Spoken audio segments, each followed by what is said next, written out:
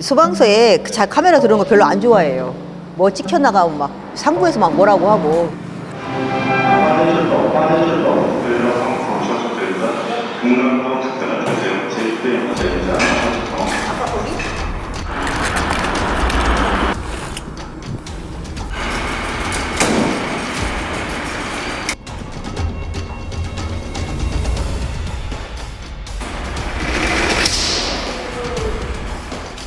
방송이 나와서 화장실에나 뭐 이렇게 대기실이나 있다가 바로 튀어나와야 되니까 저희 이렇게 분초 다퉈가지고 그 출동 확인을 해요. 이게 다 기록이 되니까. 우리 대원들 인터뷰라고도 막 도망가고 안 하고 그러는데 10개 잘해도 한 개만 조금 그 부정확한 얘기를 하면 그거 갖고 막 문책받고 그러거든요. 민감한 부분 얘기해도 그것 좀 얘기했다고 뭐라고 하냐고, 너네 간을 좀 키워라 막 이러니까 저한테는 뭐라고 못 하는데. 저는 소방서에 들어온 지 지금 35년 넘었고요. 지방에서 공채 1기입니다. 5공화국 때 전두환 대통령 시절에 소방 민원 행정에 대한 부조리를 좀 줄이겠다, 그런 명분에서 여직원들을 그때 선발을 했었고, 들어오고도 한 10년 이상은 저희하고 저 다음 기수 1명 외에 2명 외에는 없었어요. 요즘은 많이 들어오죠. 들어왔네, 펌프차도. 소방관들은 예전에는 이제 화재가 주로 큰 일이었죠. 사람들이 볼 때는 바깥에서 이렇게 방수하는 그 모습만 많이 보이는데, 그리고 사람을 이렇게 업고 나오는 것만 보이는데, 화재는 예방을 좀 많이 해가고 있고요. 어떤 처음 보는 재난을 많이 저희는 겪어요. 나무가 쓰러진다던가 간판이 떨어진다거나, 니네 화재 찍으니까 별로 큰일 안 하잖아, 이렇게 얘기를 하면 답답하죠. 고드름 제거하다가도 죽고, 벌집 제거하다가 죽고, 고양이 구조다가 죽고. 기계를 가지고 나가서 뭔가 높은 데나 좁은 데나 뭔가 한다는 것은 신체적인 위험을 좀 각오를 해야 되는 일이거든요.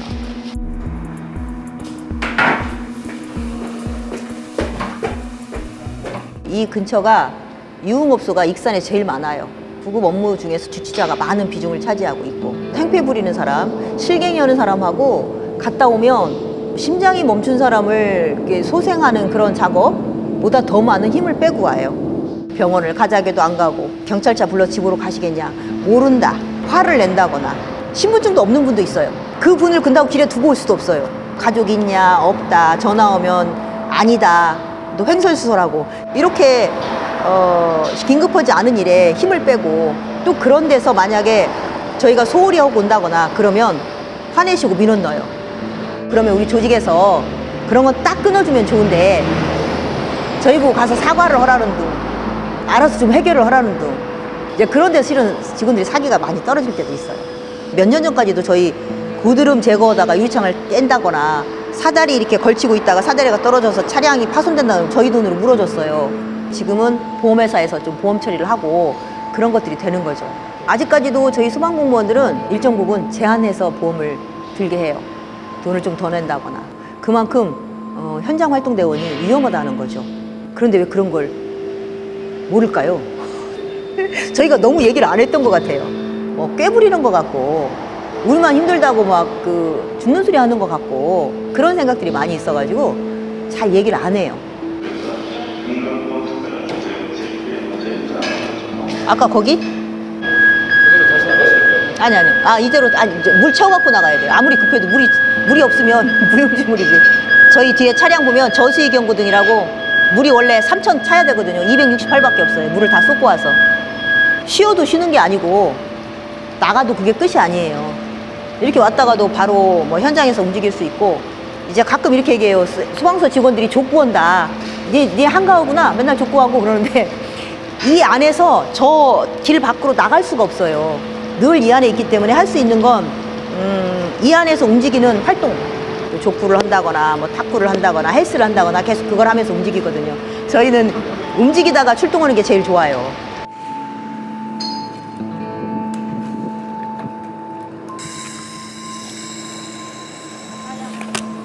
제가 2012년에 군산에서 근무하면서 군산 구조대원이 현장에서 순직원 사건이 있었어요.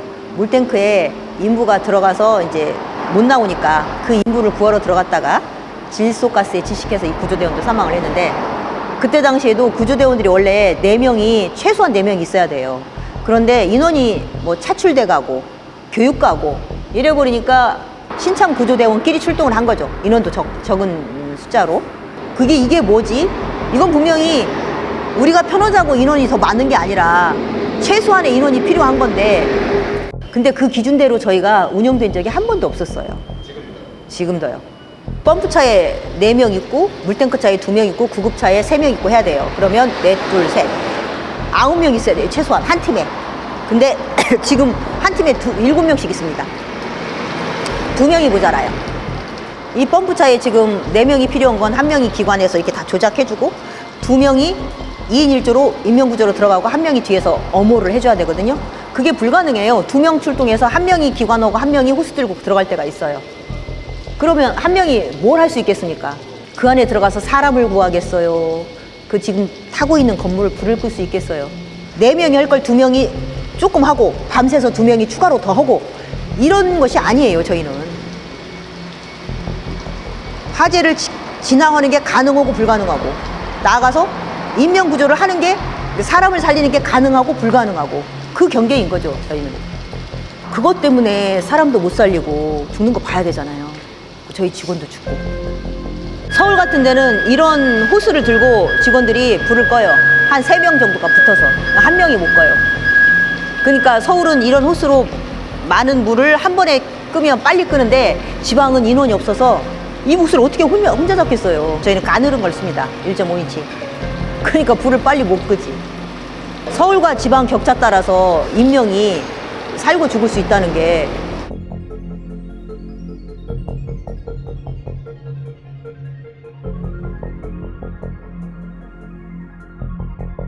불과 5년 전인데 소방차가 20년 된 소방차를 타고 나가다가 그 차가 멈추기도 해요. 어떤 차는 브레이크가 고장나서 장력 센 고무줄로 감고 다니기도 하고 이랬어요. 사이렌 울리는 의미가 없어요. 다른 차가 양보를 해도 저희가 빨리 가지를 못하니까. 그런 상황에서 말도 안 되죠. 지방자치단체라 돈이 없어, 안 돼, 잃어버리면 끝나는 거죠. 개인 안전장비가 보급된 것이 불과 몇 년 전입니다. 남의 거 썼어요. 하나 갖고 쓰고 내 거 고장나면 비번 직원 거 써요. 빌려서. 그러니 어떤 개인의 어떤 심리적인 어떤 경계가 무너지는 것에 대한 보호 조치, 예방 조치, 그런 것들은 아직 생각 못 하는 거죠. 작년에 저희 소속 대원이 주치자한테 폭언 폭행으로 사망했는데, 폭언 폭행 듣고 와가지고 정말 끔찍하다고, 욕 들은 게 끔찍하다고, 맞은 건 괜찮은데? 라고 했던 표정이 잊혀지지가 않아요. 그 다음 날부터 잠을 못 자고 어지럽다고 하고, 딸꾹질을 심하게 하고, 쉬지도 못했고, 왜냐면 쉬면은 누가 대신 해줄 사람도 없고, 야간에 또 아주 잠을 안 잘 수도 없지만 누워서 눈을 감고 있어도 언제든지 몇 초 안에 튀어나가야 되는데 항상 그런 긴장감도 있고 주변 여건이 굉장히 위험하죠. 그러니까 그런 상황에서 일을 한다는 게 스트레스가 굉장히 심한 거죠. 그런 것들을 감안하지 않는 거죠. 위에서는 보건 폭행이 있은 후로부터 아파서 사망을 했는데도 그게 위험순직이 아니라고 하잖아요.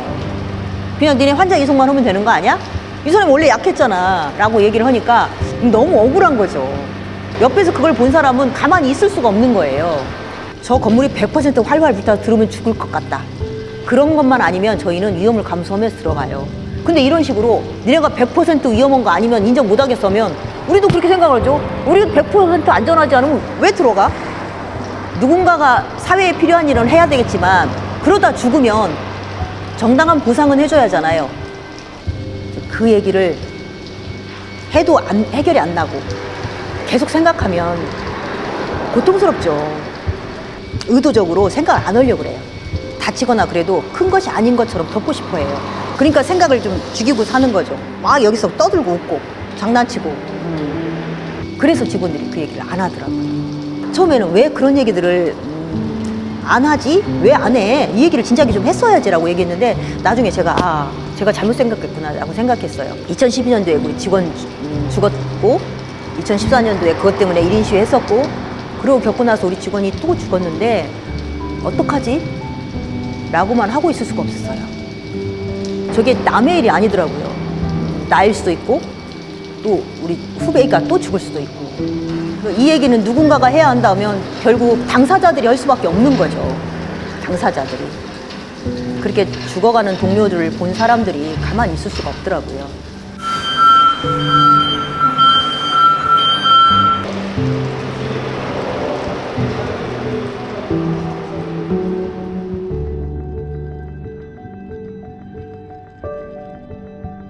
이 팀이 그 강연희 소방대원랑 같이 근무했던 팀입니다. 같이 출동했다가 그때 같이 폭행당한 직원도 지금 같이 있어요. 이 팀은. 보호 장비나 그런 것들이 남아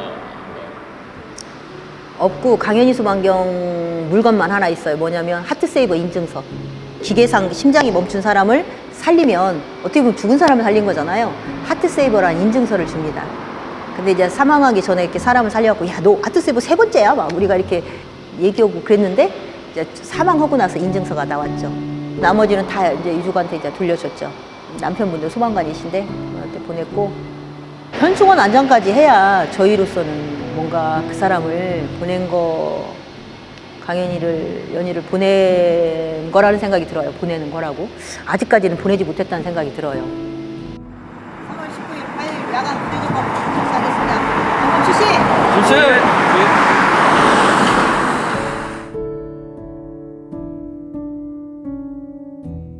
소방공무원들을 고생한다고 생각만 하는데 저희는 실은 막 고생한다, 불쌍하다 별로 안 좋아하거든요.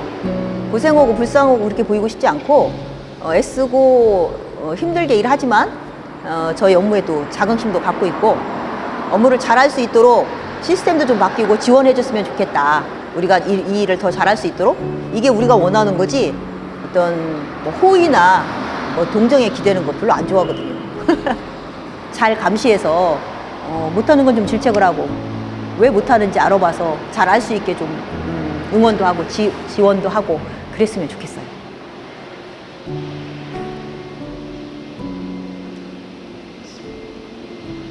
또 뭐 물어보고 싶으신 거 있으시면